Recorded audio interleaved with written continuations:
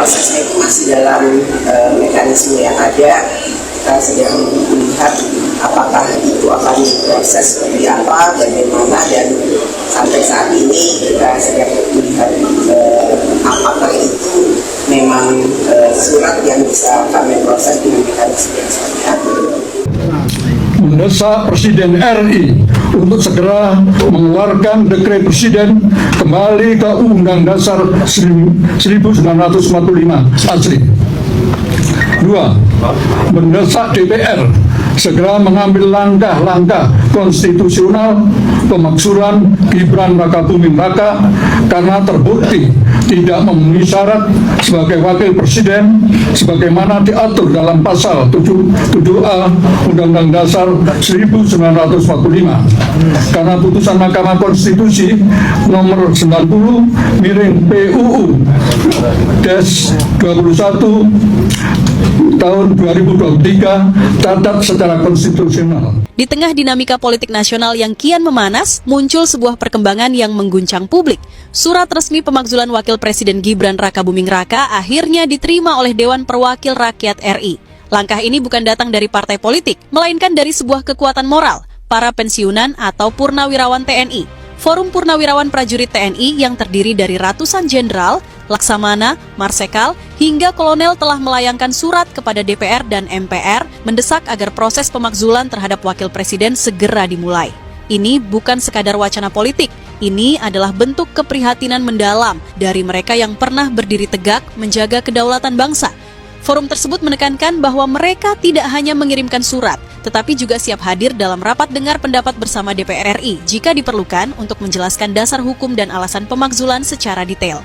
Anda percaya bahwa sesungguhnya Wakil Presiden bisa diturunkan sebelum 20 Oktober 2026 maksud saya?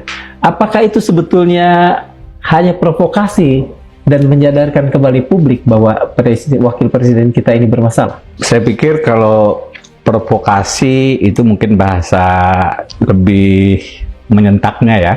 Tapi kan sebenarnya Mas Wapres itu tidak memenuhi syarat umur kalau tidak diolah dengan putusan Paman Usman untuk ponakan Gibran. Ingat, putusan itu sudah dianggap melanggar kode etik oleh Majelis Kehormatan Mahkamah Konstitusi yang dipimpin oleh Profesor Jimli Asyidiki.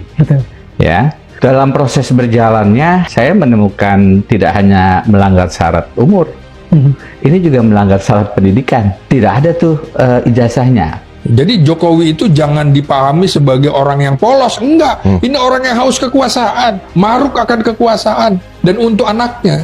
Dia tidak memikirkan bangsa yang ke depan, memikirkan hanya untuk kepentingan keluarganya. Ini kan kesannya, dia ingin menunjukkan kesan kepada orang, Prabowo itu masih gua setir gitu loh. Jadi ini nggak boleh, ini betul-betul cara congkak Jokowi menunjukkan kepada publik, gue ini masih berkuasa. Buktinya seperti ini. Ya kan, dua utusan Pak Prabowo mendatangi Ibu Mega kan. Yang unik itu adalah pesan Ibu Mega kepada dua orang itu, jaga Pak Prabowo. Kan aneh itu. Kan kalau respon Ibu Mega itu kan, respon orang itu terhadap sesuatu, itu berdasarkan apa input yang masuk kepada dirinya kan. Artinya dalam bahasa begini, kenapa Ibu Mega menyampaikan jaga Pak Prabowo? Menurut Anda kenapa? Ya mungkin, saya nggak tahu, artinya ada input mungkin yang diberikan kepada Ibu Mega yang mengatakan, boleh jadi di dalam ini nggak sulit-sulit amat lagi nih sekarang. Gitu. Sehingga Ibu Mega ya seperti biasa yang kita kenal, ya jagalah Pak Prabowo-nya. Gibran menjadi wakil presiden, fondasi utamanya adalah pelanggaran etika berat yang diputus resmi oleh Majelis Kehormatan Mahkamah Konstitusi. Bapak Presiden, secara legal formal, alasan konstitusionalnya juga terang. Pasal 7A Undang-Undang Dasar 1945 mengatur bahwa Wakil Presiden dapat diberhentikan jika terbukti melakukan pengkhianatan terhadap negara, korupsi, penyuapan tindak pidana berat lainnya, perbuatan tercela, atau tidak lagi memenuhi syarat sebagai Wakil Presiden. Tentu, semua harus didasarkan pada fakta dan bukti nyata. Jangan sampai kita hanya berburuk sangka.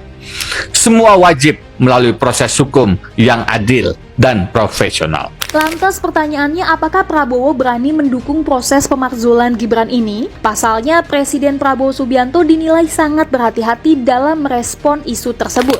Asumsi saya ini dilihat dari bahaya. Pertama, reaksi Pak Prabowo sendiri yang kalem dengan ini, yang nggak menunjukkan secara tegas di mana sih sebetulnya posisi.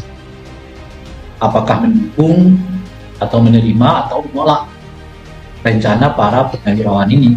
Ya. Bagi bagi Pak Prabowo juga sangat menentukan. Itulah sebabnya saya mengatakan tadi, mengapa sikap Pak Prabowo dan Gerindra kelihatan tidak jelas. Sebab kalau mereka sebetulnya menolak, saya kira begitu surat itu masuk ke Presiden terlebih dahulu, reaksi nuansa penolakan itu sudah kelihatan. Malah misalnya kalau ditanya nanti Joman gitu ya, Jokowi mania, kamu setuju nggak Gibran dicopot? Langsung tuh pernyataan nggak setuju. Responnya kan begitu tuh. Ditanya misalnya pro Jokowi nih ya, kamu setuju nggak kalau Gibran dimakzulkan? Pasti jawabannya enggak. Kalau setting posisinya udah jelas dari awal bahwa mereka gimana pun nggak akan setuju nih dengan pemakzulan ini, dan itu nggak dilakukan oleh Pak Prabowo. Kalau Pak Prabowo misalnya sejak dari awal tadi ya, tanda kutip melindungi Gibran. Sebab kalau terus berlanjut seperti yang sekarang ini, akan ribut terus. Orang akan namanya juga menyimpan. Kalau perlu dikeluarkan, dia akan keluarkan. Saja dikeluarkan sedikit demi sedikit, nggak langsung juga. Ya. Apakah mudah? Kalau Pak Prabowo sudah menyatakan, misalnya relatif menyetujui, mudah sekali.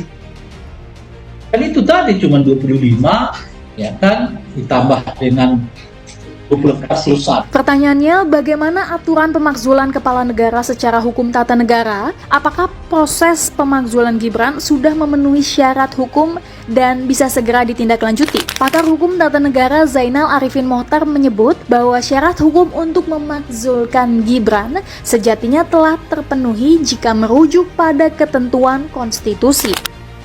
Undang-Undang Dasar pasal 7, mulai dari pasal 7A, 7B, khususnya di 7A dan 7B. Kalau di 7A itu, presiden, ada 3 alasan untuk menjatuhkan presiden atau wakil presiden. 1, dia melanggar, dikategorisasikan menjadi pelanggaran hukum, pelanggaran pidana. Misalnya dia melakukan bribes, dia melakukan double agent, dia mengkhianati negara. Nah, itu pelanggaran-pelanggaran dalam bentuk pidana.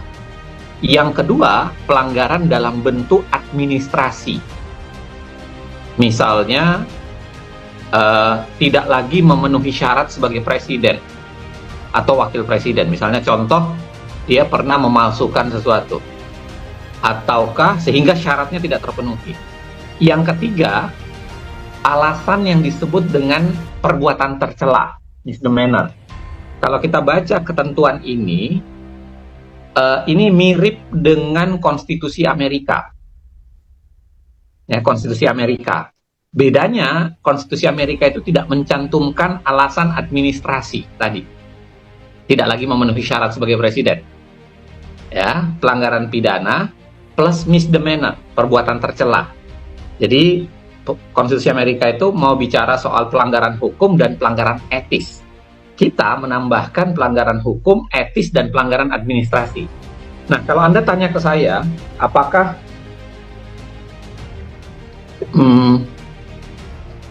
tiga jenis pelanggaran itu dilakukan oleh Gibran? Menurut saya iya. Ya, dan sangat mudah untuk mengkonstruksinya secara hukum. Apa yang dituliskan oleh teman-teman purnawirawan dan disubmit ke negara, ke DPR, menurut saya juga sudah mengkualifikasi beberapa di antaranya.